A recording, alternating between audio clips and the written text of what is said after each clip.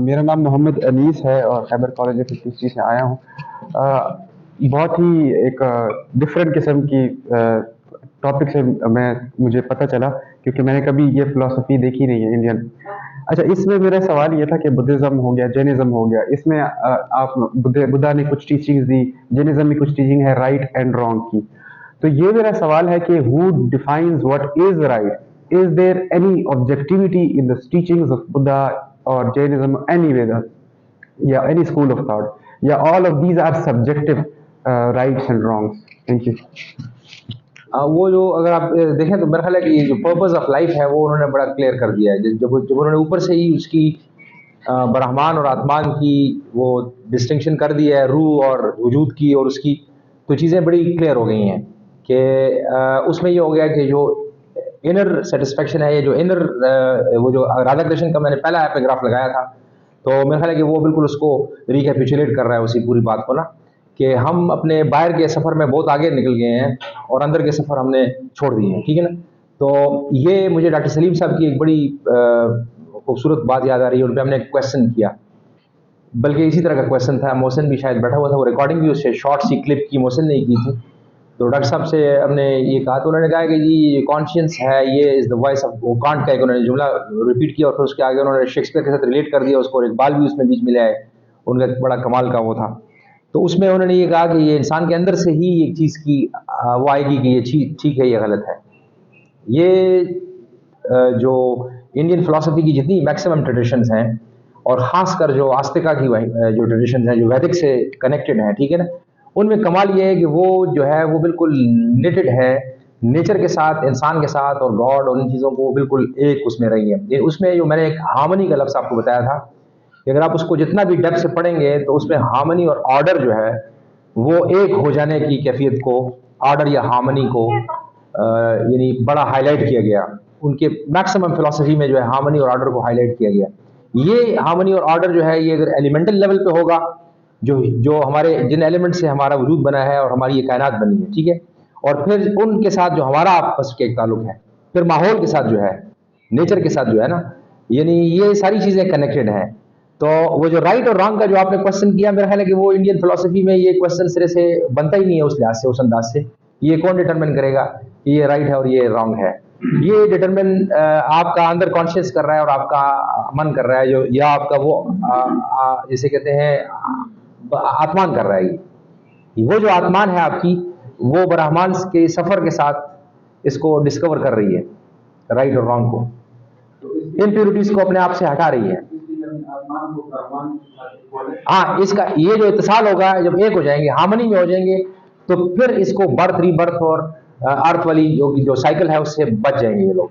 अगर जब तक ये एक नहीं होंगे, जब तक इनके बीच में हार्मनी नहीं होगी, यानी अगर बॉडी और सोल, देखिए दो सिंपल लेवल पे ले जाएंगे हम उसको, फिलोसॉफिकल इतने जार्गनिस्टिक उसमें नहीं जाएंगे।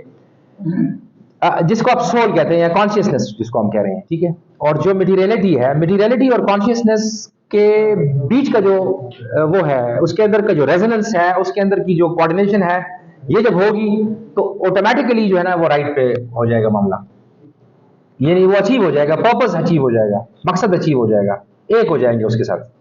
वो एक होने का ना, यानी दूसरे अल्फाज में ये कहेंगे, इंडियन फिलोसफी बेसिकली इंसान को उसके असल रियलिटी के साथ, गॉड हेड अल्टीमेट रियलिटी के साथ और नेचर के साथ कॉन्फिडेंस रखती है। यानी इसके बीच में एक जिसे कहते हैं उनको कनेक्ट करना चाहती है, डिस्कनेक्ट नहीं करना चाहती।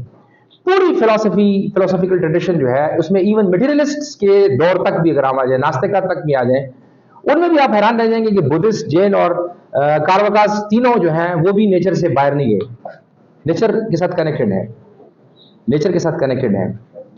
और यहाँ इंग्लिश के स्टूडेंट्स भी बैठे हुए हैं बहुत ज़्यादा, हमारे जो रोमांटिक पोइट्स हैं, वर्ड्सवर्थ, कोलरिज और शेली कीट्स, और फिर ये जो अमेरिकन रोमांटिसिज्म वाले जो हैं, एमरसन, और इन लोगों के ऊपर बेपनाह असर है। दो असरात इनके ऊपर बहुत ज़्यादा हैं, एक इसी इंडियन वेदांता का और दूसरा पर्शियन जैसे कहते हैं लिटरेचर का और पर्शियन पोइट्री का।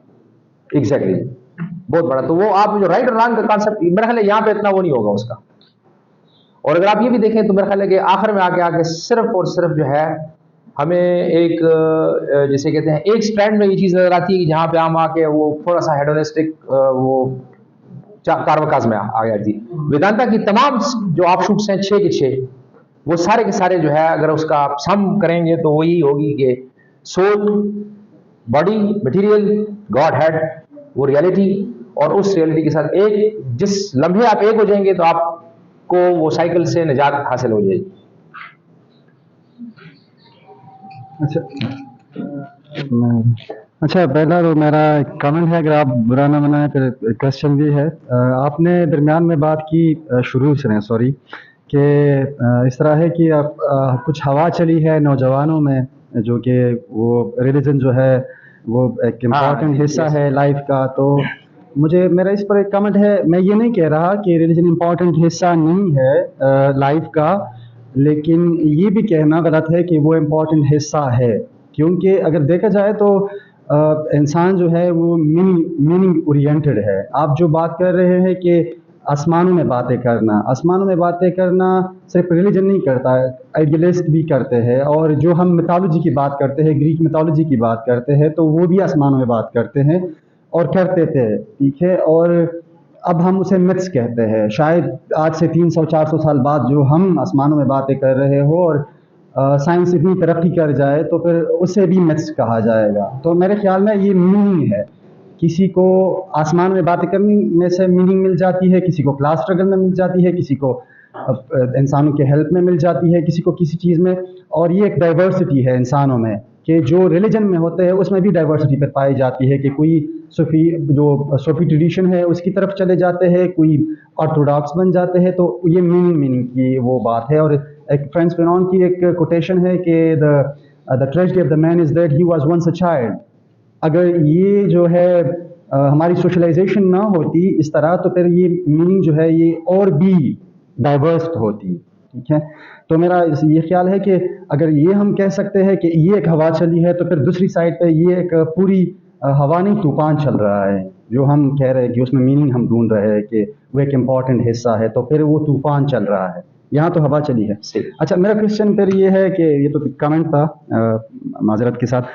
क्वेश्चन मेरा ये था कि आपने जो है बुद्धा को कहा कि वो मटीरियलिस्ट ट्रेडिशन में है, और फिर भी वो मतलब सुपर नेचुरल फोर्स की बात करता है, सुपर नेचुरल की वो बात करता है। तो मटीरियलिस्ट तो कहते हैं कि वो मैटर के बियॉन्ड नहीं जाते। तो आप अगर उसकी ज़रा वजाहत प्रिसाइसली, अगर ये लफ्ज़ मटीरियलिज्म, क्योंकि मैंने कहा कि ये वेस्टर्न डिक्शनरी से आया है लफ्ज़ मटीरियलिज्म जो है, तो ये उसकी अगर ये जहत हम समझाने की खातिर ये कह सकते हैं कि जो दो बुनियादी स्ट्रैंड्स हैं उसमें एक वैदिक है और एक नॉन वैदिक है ना। या नॉन वैदिक भी उसको हम नहीं कहेंगे, वो वेदास को स्क्रिप्चर नहीं समझ रहे, बस उधर से लाइट ले रहे हैं, लेकिन उसको वो यूँ समझ लीजिए कि हेटेरोडॉक्स हैं वो, उनके यहाँ बेशुमार तरफ से जो चीज़ें आ रही है वो उसको एक्सेप्ट करते जा रहे हैं, ठीक है जी। बुद्धा और जैन और कारवकास का भी यही वो है। अब जहाँ तक हमने कारवकास जो है वो तो बिल्कुल उनके यहाँ मटेरियलिस्ट जो है वो बिल्कुल सही क्लियर चीज़ें नजर आ रही हैं, ठीक है जी। लेकिन जहाँ तक जैन और बुद्धा का मामला है, तो उसमें ये है कि हमारे पास उनकी तालीमात एग्जैक्ट उस शक्ल में भी नहीं है कि आया ये वाकई तमाम के तमाम बुद्धा के इसी तरह की बातें थी या इस तरह नहीं थी। लेकिन जिस हद तक भी हमारे साथ वो चीज़ें मौजूद हैं उसके अंदर ना, तो उसके अंदर जो है वो लाइफ आफ्टर डेथ का कॉन्सेप्ट नहीं है असल में। वो जब नहीं करते तो एक मटेरियलिज्म का एक ये भी तो एक वो है कि भाई वो आफ्टर डेथ की वो बात को नहीं मान रहे, ठीक है ना। तो उस लिहाज से जिन लोगों ने फिर इसकी कंपार्टमेंटलाइजेशन की है, तो वो उसको एसोसिएट कर रहे होते हैं उसके साथ कि ये एक मटेरियलिस्ट जो है एक ट्रेडिशन, आप ये समझ लें कि मटेरियलिस्ट ट्रेंड आ रहा है इसके अंदर। यूं नहीं कह रहे कि ये बिल्कुल एक प्योरली मटेरियलिस्ट किस्म की वो है, ठीक है। फिर बुद्धा का ये कहना कि भाई वो जो है, जब वो ये कहता है कि भाई मुझे योगा में भी कुछ नहीं मिला, नॉलेज में भी कुछ नहीं मिला, अब मैं कुछ डिस्कवर कर रहा हूँ, कुछ मालूम कर रहा हूँ, कुछ अपनी उसमें तो सफ़र में हूँ, ठीक है। तो कहने का मतलब ये है कि वो जो पहले से इस्टेब्लिश चीज़ें थी उससे तो वो हट गया था पहले भी, उसका तो उसने इनकार कर दिया था एक लिहाज से ना देखा जाए। तो उसके अंदर की ये जो कैफियत है, इसको या इस पूरे सिस्टम को जब हम लेते हैं तो फिर हम ये कहते हैं कि ये किसी उसको फॉलो नहीं कर रहे, यानी वैदिक ट्रेडिशंस को फॉलो नहीं कर रहे, ना जैन वाले कर रहे हैं ना ये कर रहे हैं, ठीक है जी। ये दोनों, इन दोनों का ये वो है।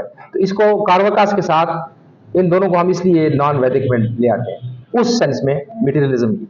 रिलीजन के हवाले से जो बात थी वो असल में मैंने हरगिज़ इस तरह नहीं की थी, मैंने तंजिया तौर पे नहीं की कि ये जो है ये देखें, मैं एक सिंपल सी वो अपनी वो करती ये एक वो है कि if you are not innocent in your childhood, if you are not foolish in your teenage, if you're not emotional and aggressive in your 20s, if you're not romantic in your 30s, if you're not wise and practical in your 40s, if you're not traditional in your 50s, if you're not religious in your 60s, and if you're not spiritual in your 70s, you're not a human being at all. मैंने मैंने मैंने अपनी जिंदगी में अपने नौजवान साथियों को देखा जो मेरे साथ जिंदाबाद मुर्दाबाद के नारे लगाते थे और वो पक्के एथियस्ट थे।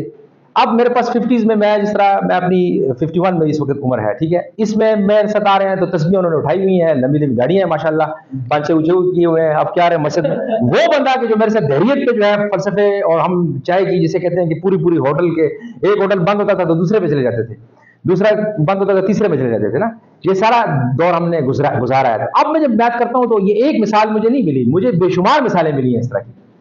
तो वो कहते हैं यार ये एक अलग से फेज था, अब हमने कुछ और चीजें वो कर ली हैं, अब हमें ये कुछ होता है कि कुछ चीजें हैं इस तरह की, ये जो कुछ मजहब कह रहा है, या जो जो आप जिंदगी की आखिर में जा रहे होते हैं, ये एक्सपीरियंस एक और मैं आपको शेयर कर रहा हूँ आपके साथ, 51 साल वाला।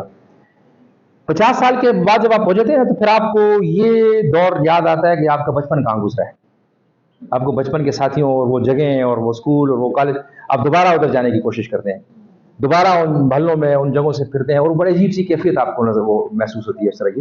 हाँ, इस तरह की जगह, ये सारी चीजें जो है ये एक्सपीरियंसेस से हासिल होती हैं।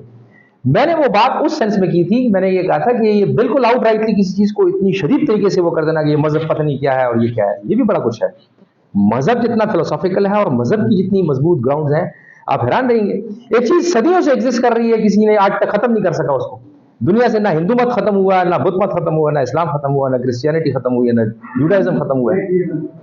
नहीं, ये नहीं कह रहा मैं कि एथिज्म भी था, वो भी तो एक मजहब था, उसको भी तो अब एक मजहब के तौर पे ही वो किया जा रहा है ना, मतलब वो भी तो एक वो बन गया। यूं तो कैमरिज्म भी एक मजहब के तौर पे बाद में उन्होंने कहा भाई ये भी एक मजहब है। सही है, वो मेरा एक मिसाल के तौर पे मैंने बात की, लोग उसको भी एक मजहब के तौर पे ही लेते हैं, ठीक है, एग्जैक्टली वो सारा वो हो गया। और दूसरी बात ये देखें कि एक इस पे ये क्लियर है, ये डॉक्टर साहब बैठे हुए हैं, ये बिल्कुल यकीनन वो करेंगे, आप वेस्ट और ईस्ट के जो पैटर्न्स हैं वो मुख्तलिफ हैं असल में। यहाँ पे आप जो हम अगर देखें ना तो वहाँ सॉक्रेटिस और उनके जो रोमांटिक्स हैं, वो लगता ही नहीं है कि सॉक्रेटिस जो है वो वेस्ट का है और रोमांटिक्स वेस्ट के हैं। ये मेरा अपना थीसिस था कि ये रोमांटिक पोइट्स हैं इंग्लिश के, और जो एमरसन अमेरिकन रोमांटिक्स हैं, ये मैं हैरान रह गया था कि ये कैसे अंग्रेज हैं और ये कैसे अमेरिकन हैं। बाद में पता लगा कि ये तो इतने डीप किस्म के ईस्टर्न उसमें डूबे हुए थे, इस फलसफे को उन्होंने ले गए और उनको फिर उधर नेचर नजर आया। ये वर्ड्सवर्थ की पोइट्री अगर आप देखें तो क्या लेक डिस्ट्रिक्ट पहले से मौजूद नहीं था? लेक डिस्ट्रिक्ट तो बहुत सदियों से मौजूद था ना, वो तो किस जमाने से मौजूद था, लेकिन लेक डिस्ट्रिक्ट पे पोएम आपको 17वीं सेंचुरी में क्यों आ रही है? उसको 17वीं सेंचुरी से पहले किसी ने क्यों नहीं वो किया, उसको मेंशन किया उस पर? लेकिन आप अगर पश्तो का टप्पा ले लेंगे या किसी उसका दोहा ले लेंगे या कबीर की कोई वो ले लेंगे, उसमें आपको नेचर बिल्कुल नजर आएगा। नेचर जो है एज ए बिल्कुल एक्टिव फोर्स के तौर पे काम करेगी। वो नेचर लिटरेचर में भी है, वो फिलॉसफी के अंदर भी है, और उसके अंदर एक रेजोनेंस है, एक कोऑर्डिनेशन है, एक हार्मनी की तरफ एक वो है। ये ईस्ट का एक वो है, एक पैटर्न है, यानी ईस्ट जो है जाएगा, ईस्ट अपने आप को वो करेगा, यानी डिजॉल्व करेगा इन फोर्सेज में, नेचर की फोर्सेज में। वेस्ट में डिस्कवरी है, उसमें एक अजीब सा इंक्विजिटिव वो है, वो आगे की तरफ जाएगा, हो सकता है कि वो पीछे बहुत सी चीजें छोड़ जाए। लेकिन ईस्ट जो है, हिस्ट्री यहाँ पे एक थर्ड पैरेंट के तौर पे है, ज्योग्राफी यहाँ पे एक फोर्थ पैरेंट के तौर पे है।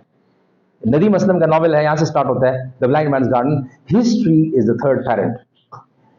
दुनिया में किसी मुल्क में साउथ एशिया के अलावा इतनी ज्यादा तारीख जुड़ी हुई नहीं है किसी के साथ, इतना ज्यादा जोग्राफिया जो है वो किसी कौम के साथ जुड़ा हुआ नहीं है जितना हमारे साथ जुड़ा हुआ है। हमारे मेटाफर्स, हमारे सोचने के अंदाज, उस पर ज्योग्राफी है, उसके अंदर हिस्ट्री है, हम उससे निकल ही नहीं रहे। हमारे यहाँ हर बंदा फिलोसॉफिकल है, वो अंदर जाएगा, डूबेगा, अपने मन में डूबने की कैफियत में जाएगा वो, और वो डिस्कवर करेगा वहां से। ये यानी रिलीजन को मैंने उसमें कहा था, ऐसी बात नहीं। Thank you.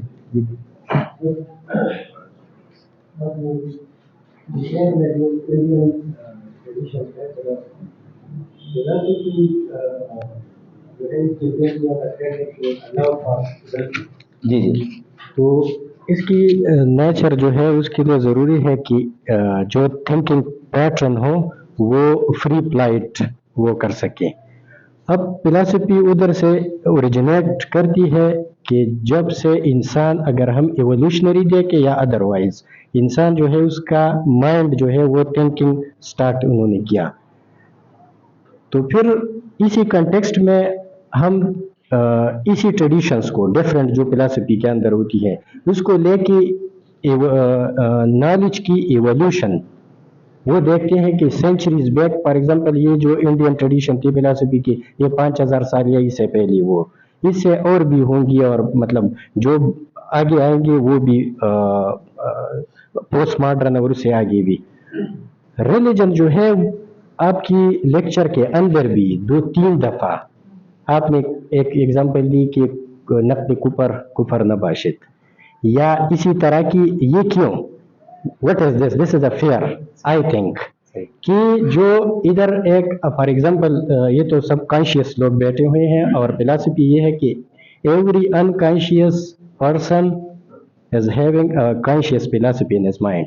जबरदस्त। तो हम इस चीज को अगर देखें तो रिलीजन जो है वो चीजों को होल्ड करता है, वो क्रिटिकल थिंकिंग को उसके अगेंस्ट है, चीजों को जो है वो रोके रखता है, वो फ्री थिंकिंग और वो चीज जो है वो आने नहीं देता। तो इस चीज को, इसकी जो कोरिलेशन है रिलीजन की एज अ ट्रेडिशन, क्योंकि रिलीजन के अंदर भी आपने बात की कि फिलॉसफी है इसके अंदर, तो उसको अगर हम ऑर्गेनाइज सोसाइटी और ऑर्गेनाइज फॉर्म में देखें कि ये कितना ज़रूरी है, उस पर तो बात हो सकती है, लेकिन फिलॉसफी को ये रोके या ये चीज़, तो इसको आप किस नज़र से देखते हैं? नहीं, इस पे देखें, ये जो आपने बात की है, मैं किसी और तरफ कहीं ना बैठ जाऊँ है जी, कि ये जो वो है जो रिवायत होती है ना, जिस चीज़ को हम ट्रेडिशन कहते हैं, मैंने एक लफ्ज़ ट्रेडिशन यहाँ पे इस्तेमाल किया है, और ये जो इंडियन फिलॉसफी है ये ट्रेडिशन है, और इंडिया में रिलीजन भी ट्रेडिशन है, इंडिया में हर चीज़ ट्रेडिशन है। और ट्रेडिशन ये होती है कि उसमें तारीख के 3 जिसे कहते हैं कि एस्पेक्ट्स जो है वो मूव कर काम कर रहे होते हैं: चेंज, कॉन्फ्लिक्ट, कंटिन्यूटी। चेंज जब कॉन्फ्लिक्ट की शक्ल में आएगा तो उस जगहों पे वार्स होंगी, कॉन्फ्लिक्ट्स यानी की शक्ल में डिस्ट्रक्शन होगी, ठीक है, और वो एक भयानक किस्म का वो पैदा होगा, कैफियत पैदा होगी। लेकिन चेंज जब कंटिन्यूटी की शक्ल में आएगी चीज़, तो वो उसमें एक हार्मनी होगी। इंडियन फिलॉसफी में या इंडियन ट्रेडिशंस में, जो इंडियन की नॉलेज की जो ट्रेडिशन है, उसमें ये कंटिन्यूटी नज़र आ रही है हमें। पिछले 300-400 साल या 30-40 साल की जो तारीख हमारी उस पर गुजरी है, इस दौर पे या इस खत्ते पे जो गुजरी है, ठीक है, उसने शायद, आपकी बात बिल्कुल सही है कि हमारे जिसे कहते हैं सबकॉन्शियस को थोड़ा सा ज़रा, अनकॉन्शियस तो मैं नहीं कहूँगा, उसको थोड़ा सा ज़रा अलर्ट कर दिया है कि हम वो नकल कुफर मबाशत वाली बात करते हैं, ठीक है। वरना अब आप मुझे ये बताओ कि ये जो हिंदुस्तान है, इसके अंदर मैं सिर्फ बाल ठाकरे की एक मिसाल दूंगा आपको कि जो ख्वाजा मुइनुद्दीन चिश्ती अजमेरी के मज़ार पे खड़ा है और वहाँ पे अपनी एक होमेज दे रहा है उधर, और वहाँ जो है या जावेद चौधरी जो है उससे एक सवाल कर रहा है, इसकी मुलाकात हुई उसकी, उसने एक कॉलम में भी इसका जिक्र किया कि वहाँ पे मैंने उससे सवाल किया है कि आप ठाकरे साहब, मतलब यहाँ ना ये क्या हो रहा है? उसने कहा, जावेद साहब ये हमारे बहुत बड़े अवतार हैं, उसकी तरफ इशारा किया। अब आप मुझे ये बताएं कि ख्वाजा मुइनुद्दीन चिश्ती अजमेरी में क्या था जो हिंदुस्तान उसको ऑन कर रही है? वो मुतासिब हिंदू जो है वो उसको ऑन कर रहा है। निजामुद्दीन औलिया के मज़ार पे मैंने खुद देखा है कि सिख और हिंदू औरतें जो है वो अपने पल्लू से उसको साफ कर रही हैं मज़ार को, यानी यकीन मानिए कि जो रिस्पेक्ट वो उधर दे रहे हैं, ये क्या था? ये भी तो मजहब का एक वो था ना। हम मजहब को एक लिटरलिस्ट मीनिंग में तो नहीं लेंगे ना, मजहब की तो एक सूफी ट्रेडिशन भी रही है ना। वो जो सूफी ट्रेडिशन है वो हिंदुस्तान के अंदर कैसे, जिसे कहते हैं, वो रही, उसको कैसे वेलकम किया गया, ठीक है। और फिर एक बंदे ने सवाल किया, मुइनुद्दीन चिश्ती अजमेरी, उसे अमीर खुसरो रहमतुल्लाह से सवाल किया कि ये तो सूफी जो है ये क्या होता है? तो उसने कहा, सूफी वो होता है जो किसी फिक्र को ना माने, जो किसी फिक्र को ना माने, यानी किसी फिक्र को ना मानने वाला सूफी है। इसका मतलब है कि फिक्र से इनकार करने वाला।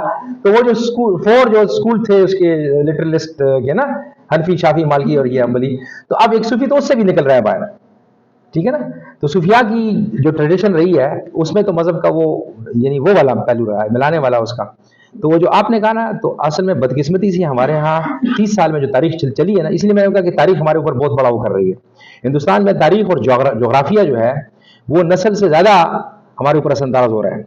ہمارے اوپر نسل اتنی نظر انداز نہیں ہو رہی ہے. ہو سکتا ہے کہ ویسٹ میں جو ایتھنیسٹی ہے یا ریس ہے وہ شاید زیادہ وہ رہے, لیکن ویسٹ پہ تاریخ نے اور جغرافیہ نے اتنا اثر نہیں کیا جتنا جغرافیہ میرے اوپر اثر کر رہا ہے. کہ یہ جو خیبر ایجنسی کے اندر یا یہ جو ہمارے جتنے ٹرائبل ہیں اور یہ پشتون بیلٹ جتنا بھی ہے, یہ ہے ہی ایسا کہ ادھر سے لوگ گزریں گے اور آئیں گے اور بس جنگیں ہوں گی. اس کی یہ تو کوئی معاملہ ہی سارا یہی ہے. یہ چاہ سکتے ہیں کہ قبرستان اتنا بڑا کیوں ہے, سوچ کی بات ہے نا. یہ کیا پشتونوں نے اتنا مارا ہے ایک دوسرے کو, ایسی بات نہیں ہے. ٹھیک ہے نا, یہ بڑی چیزیں ہمارے سامنے آتی ہیں. الیگزینڈر کی فوجیں آتی ہیں تو جنگ کیا ہوتی ہے, کیا ہوتا ہے, کیا نہیں ہوتا, یہ فوج کیوں آ رہی ہے ادھر. ٹھیک ہے نا, لیکن اب یہ جو 30 سال کی تاریخ گزری ہے ہمارے اوپر, ٹھیک ہے, اس تاریخ نے تھوڑا سا ہمیں جھنجھوڑا تو ہے. تو میری طرح کا بندہ بھی جو کھڑا ہو کے کرے گا تو وہ بھی انکانشیس سب کانشیس میں جو ہے نا تھوڑا سا وہ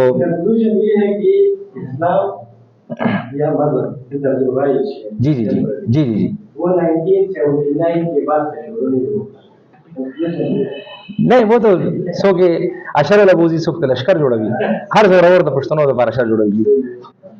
Thank you so much, sir.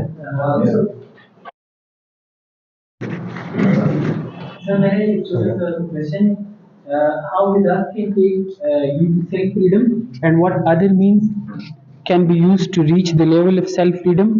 And another question is that how we will discover our self freedom, because it is a very vague term, that how we will find that we are now at a position that we are we can claim that our freedom. So how we will discover this thing? یہ تو بڑا عجیب سا آپ نے صوفیانہ قسم کا سوال کیا مجھ سے. میں I will not be able to answer this question in a better way I would say. لیکن یہ ہے کہ وہ من عرف نفسہ فقط عرف ربہ, وہی بات ہے نا. اور یہ جو فلسفہ ہے یہ ہے بھی اسی طرح کہ اپنے اندر جھانکنے کا سے ہی شروع ہوتا ہے, اور نیچر کے اندر, اپنے اندر اور نیچر کے اندر جو ہے زیادہ یہاں سے آتا ہے.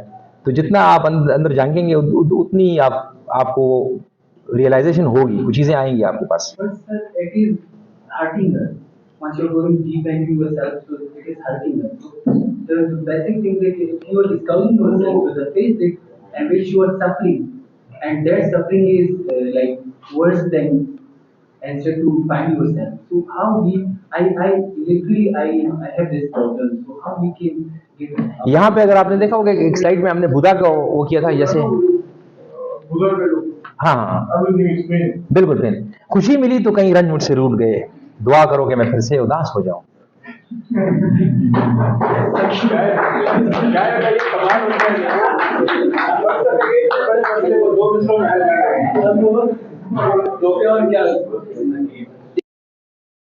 اس طرح ہے کہ اگر آپ چاہتے ہیں ڈسکس کرنا چاہتے ہیں, یہ اب اتنے 10 منٹ کا فورم جو ہے قابل نہیں ہے, کیونکہ اب آخری وقت ہے ہمارے پاس, 5:20 پہ اذان ہو جائے گی اور ہم چاہتے ہیں اس سے پہلے وائنڈ اپ کریں.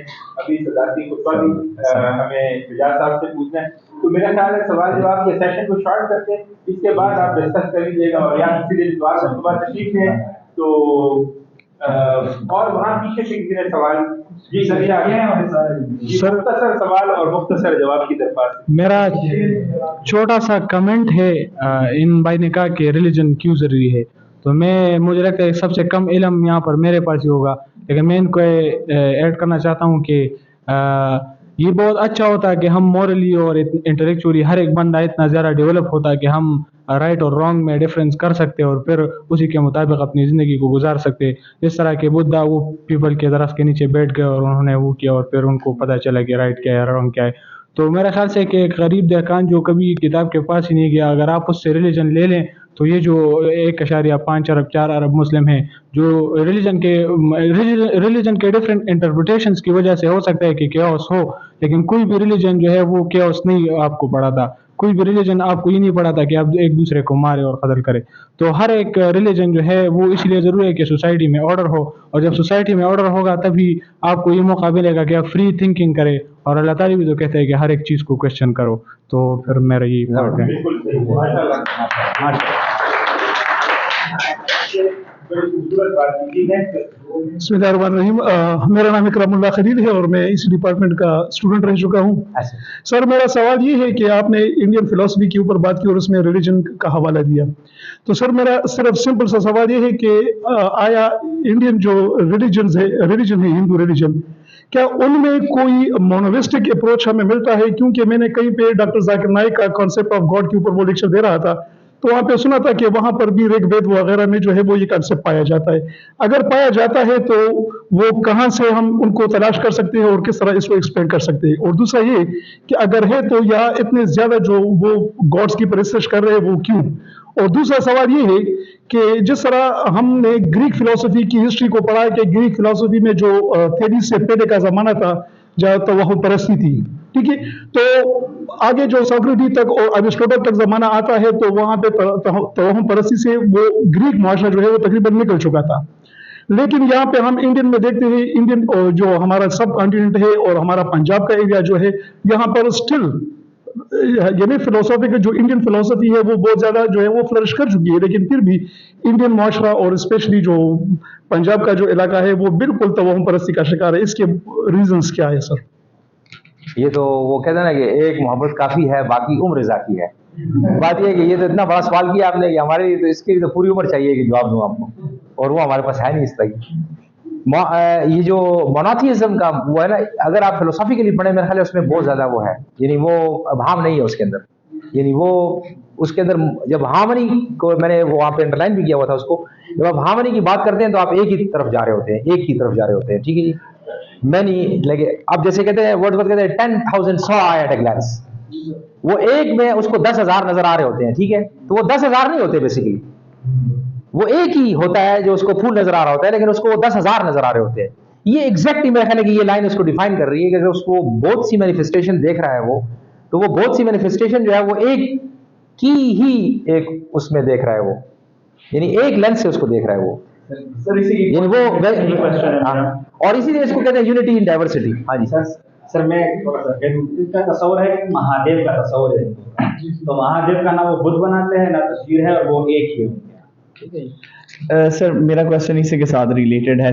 आई थिंक वो कोई स्लाइड में समाखा के पता हाँ, कोई उसका वो था कि वो कहते हैं कि abstract has been arises from the country. बिल्कुल सही। अब वहां पे हमारे पास पैंथेइस्टिक अप्रोच आ जाती है हिंदुइज्म में, how we make differ it from the Islamic जो हमारे पास वहदतुल वजूद कॉन्सेप्ट है। कोई स्ट्रेट शॉर्प पॉइंट बता दे जहां पे वहदतुल वजूद अलग हो जाता है इस पैंथेइस्टिक अप्रोच से। Thank you sir. अच्छा देखिए, अलग की तो हम वो नहीं करेंगे कि कहाँ पे एक चीज अलग हो रही है और कहाँ पे नहीं। सेम है, आप मतलब कहते हैं कि वो सेम नहीं, वो अगर ये कहते हैं कि एब्स्ट्रैक्ट कंक्रीट से और कंक्रीट एब्स्ट्रैक्ट से, तो उसकी मैंने एक शेर से आपको मिसाल दे दी थी कि यानी ये कैसी एक चीज दूसरी में कन्वर्ट हो रही है और दूसरी कैसे उसमें, यानी मादा जो है वो रूह में कैसे जा रहा है, रूह मादे में कैसे उसके साथ वो जो चक्कर वहीं से पैंथेइस्टिक अप्रोच आ जाती है, एवरीथिंग इज गॉड का कॉन्सेप्ट आ जाता है। तो फिर इसको हम सर वहदतुल वजूद से कैसे अलग करेंगे जो इस्लामिक कॉन्सेप्ट है वहदतुल वजूद का? सर मैडम बैठी हुई है शायद, इसमें मैं कहूँगा कि आप कमेंट जरा करें।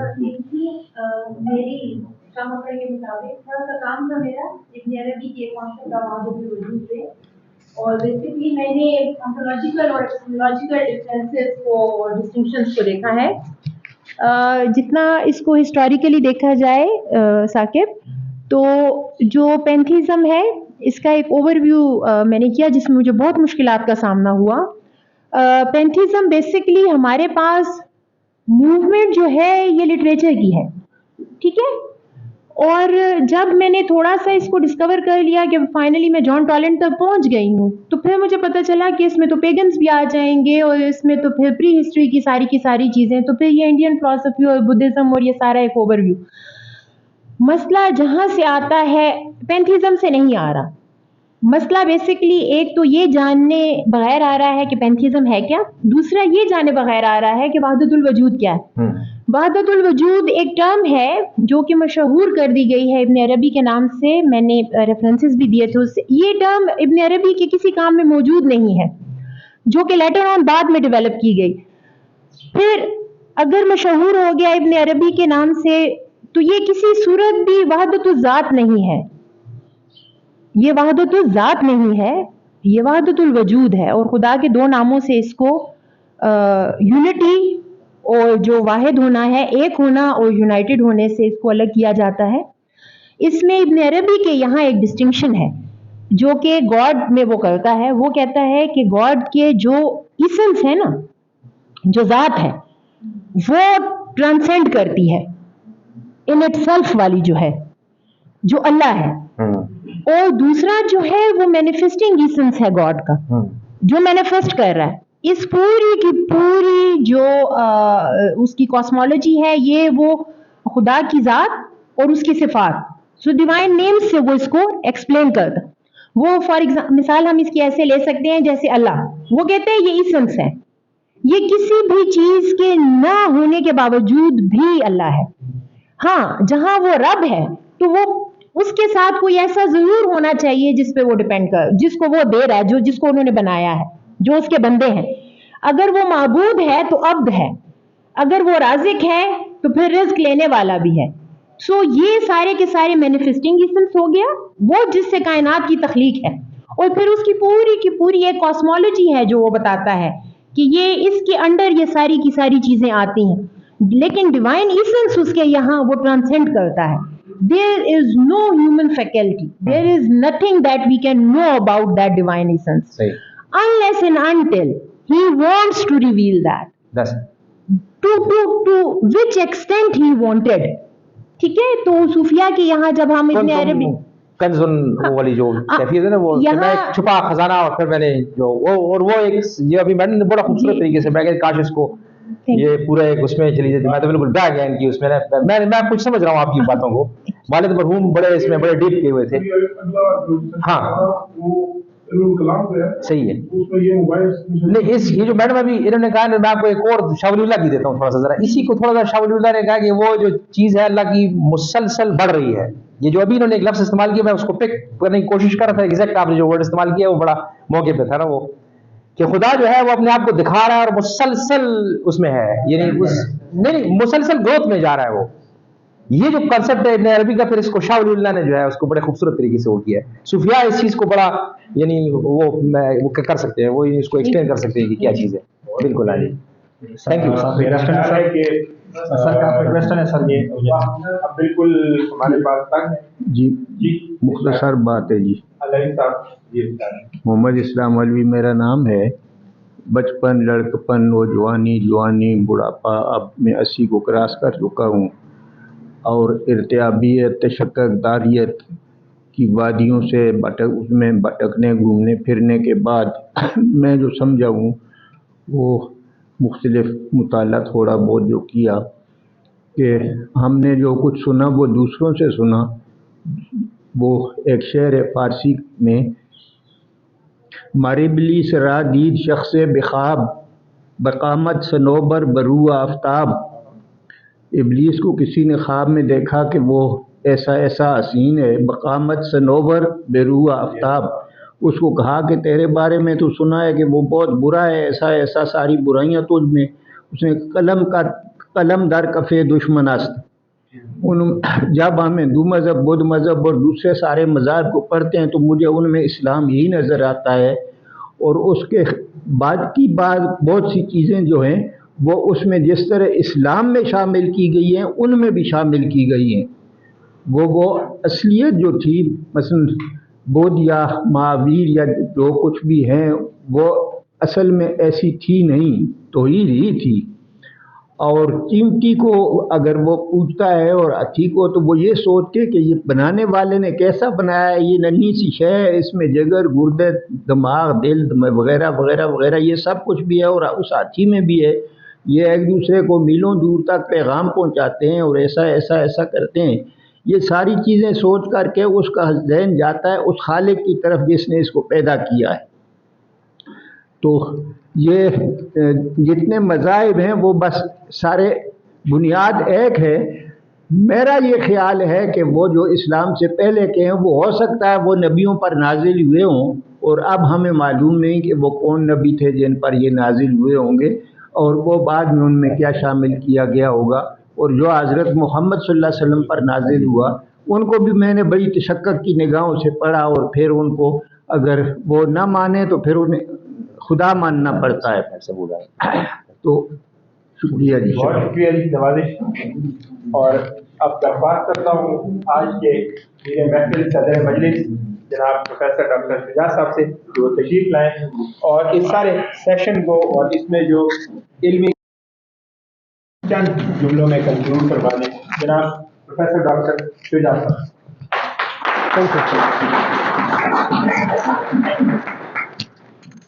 آپ نے دیکھا کہ زیغم کا زیادہ زور جو تھا وہ چند جملے. اچھا میں زیادہ بات نہیں کروں گا کیونکہ سر نے اتنے وہ جو کیا ہے آپ ایک اچھا شعر بھی سن لیتے ہیں نا تو اس کا نشہ ہوتا ہے اور آپ اس میں گرفتار ہو جاتے ہیں. ایک اچھا گانا سنتے ہیں آپ, ایک اچھی مووی دیکھتے ہیں, تو ابھی تک جو ہے ہم اس کے سحر میں گرفتار ہیں اور اس میں سے نکل کے بات کرنا بہت مشکل ہے. مگر تھوڑی سی بات کرنی ہے.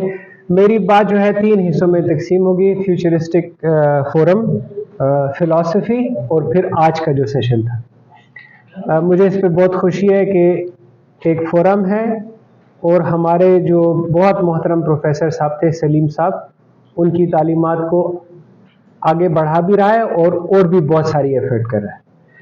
اور یہ جان کے اور بھی خوشی ہوئی کہ یہ لوگ زیادہ تر فلاسفی پہ کام کریں.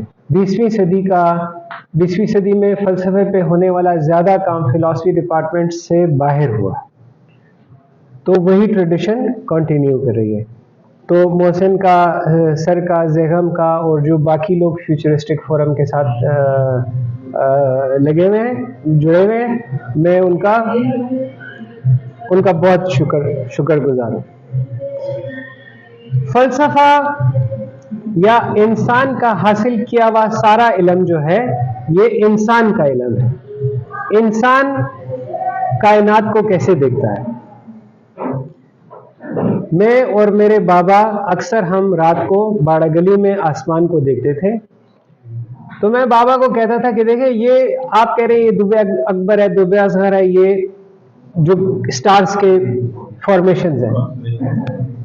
تو میں ان سے بابا سے پوچھتا تھا کہ ان کو یہ پتا ہوگا کہ ہم یہاں پہ ایک انسگنیفیکنٹ بینگ بیٹھ کے ان کی فارمیشنز بنائی ہیں.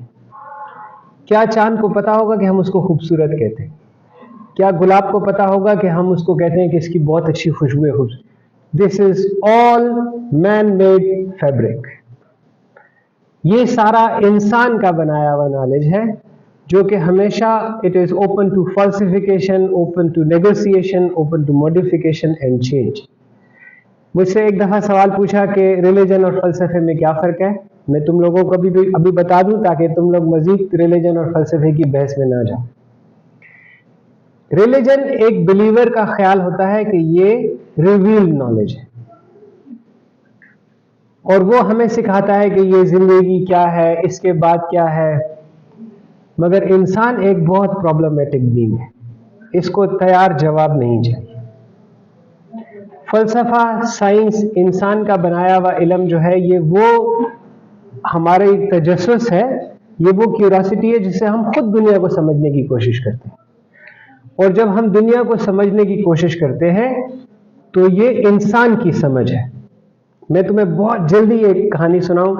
مطلب مجھے اس میں بڑی خوشی ہے کہ میرا پیر صاحب جو ہے آئنسٹائن ہے. جب آئنسٹائن صاحب پیر نہیں بنے تھے تو اس کا ایک مکالمہ ہو رہا تھا رابندر ناتھ ٹیگور کے ساتھ. ٹیگور آئنسٹائن کو سمجھانے کی کوشش کر رہا ہے کہ یہ سائنس, انسان کیسے دنیا کو دیکھتا ہے, یہ وہ ہے. آئنسٹائن اس کو سمجھانے کی کوشش کرے کہ science will finally reach the reality, final reality. تو ٹیگور اس کو ایک مثال کے ذریعے سمجھاتا ہے اور وہ مثال یہ ہے کہ ایک موت, ایک کیڑا, مثلا ایک کیڑا غالب کی کتاب کو کھا رہا ہے. کیا آپ سمجھ سکتے ہیں کہ وہ کیڑا غالب کی کتاب کو کھاتے کھاتے کسی غالب کے شعر کو بھی سمجھ جائے؟ کیڑا اس کتاب کو اتنا ہی سمجھ سکتا ہے جتنا کہ اس کی کیپیسٹی ہے. انسان اس کائنات کو, خدا کی بنی ہوئی چیزوں کو اتنا ہی سمجھ سکتا ہے جتنی ہماری کیپیسٹی ہے. ہمیں دا ریئلٹی کبھی بھی نہیں پتہ چلے. یہ ساری کہانی انسان کی کہانی ہے اور انسان نے بنائی ہے. انسان اس دنیا کو کیسے سمجھتا ہے, کیسے ایکسپلین کرتا ہے. تو پہلی بات, فلسفہ پڑھنے سے جو آپ میں سب سے بڑی خوبی آتی ہے وہ you understand diversity. Philosophy is a person's world view. جس طرح میری گلاسز ہے نا, whether you are aware of it or not, you have a philosophy, you live by it. The word makes sense to you according to your philosophy. فلسفہ پڑھنے کے بعد جیسے ابھی ہم نے دیکھا نا تھوڑا سا, آپ کو ڈائیورسٹی کی سمجھ آ جاتی ہے. प्लूरैलिटी की समझ आ जाती है। आपको समझ आ जाता है कि ये चूंकि स्कीम बड़ी कॉम्प्लेक्स है, इसकी बहुत सारी एक्सप्लेनेशन है। मेरे पास एक एक्सप्लेनेशन है, मगर मेरे दोस्त के पास भी एक एक्सप्लेनेशन है, मेरे इस दोस्त के पास भी एक एक्सप्लेनेशन है, मुख्तलिफ रिलीजन्स को मानने वालों के पास भी एक एक्सप्लेनेशन है। तो you accept diversity and plurality. वो एरिस्टोटल कहता था mark of a civilised man is that he entertains a thought without accepting it. आप में सुनने की, समझने की सलाहियत पैदा हो जाती है, चाहे आप अपने अपोनेंट में, अपोनेंट का लफ्ज भी नहीं इस्तेमाल करूंगा, जिसके साथ आप बात करें उसकी बात से आप इख्तलाफ भी करते हो। फलसफा आपको ये तरबियत देता है कि आप उसकी बात सुनें, ठीक है, उसकी बात को समझें। जरूरी नहीं कि आप उसकी बात को मान लें। दुनिया में बहुत सारे वर्ल्ड व्यूज हैं, मगर अभी आने से पहले भी मोहसिन के साथ बात कि लोग फलसफा क्यों पढ़ें, फलसफा क्यों पढ़ना चाहिए। पहला उसका जवाब यह है कि ताकि आप डाइवर्सिटी को, प्लूरैलिटी को समझ जाएं। जिन माशरों में प्लूरैलिटी को समझने की सलाहियत खत्म हो जाती है, वो हमारा माशरा उसकी बहुत अच्छी मिसाल है। पॉलिटिक्स में आप अपने अपोनेंट को साथ लड़ेंगे, उसको बुरा भला कहेंगे, गालम गलोच देंगे, वक्त आने पे उसको गिरफ्तार कर देंगे, उसकी बात सुनाना बंद कर देंगे। आपने देखा ना, प्लूरैलिटी के बारे में हम कॉन्शियस ही नहीं, हमें समझ ही नहीं। ये किसी एक के साथ नहीं, ये सारे लोगों के साथ होता रहता है। हम आम बहस में भी ये करते हैं, ठीक है। अब मैं आ जाऊं सर के फलसफे की तरफ। जो आज सर का लेक्चर था, उसमें दो बातें पहले मैं मज़ाहिया तौर पे बता दूंगा और उसके बाद मैं इसको सम अप करने की कोशिश करूंगा। एक बात, एक दफ़ा मेरे एक स्टूडेंट थे एरिया स्टडी सेंटर में, किसी मदरसे के मोहतमिम थे, मदरसा पूरा रन करते थे। तो वो पीएचडी उनको शौक हुआ कि वो लॉजिक पे करें। तो मैंने कहा ठीक है, सरफराज साहब डायरेक्टर थे, मैं सरफराज साहब का स्टूडेंट था, अभी रिसेंटली मैंने पीएचडी की थी। तो उन्होंने मुझे कहा कि सर मेरा पीएचडी का थीसिस ये होगा कि अल फराबी ने कैसे सारी चीजें अरिस्टोटल से चुराई। मैं हंस पड़ा। उसको मैंने कहा आज जाके चेक करना कि अल फराबी साहब कब आए थे और अरिस्टोटल साहब कब आए थे।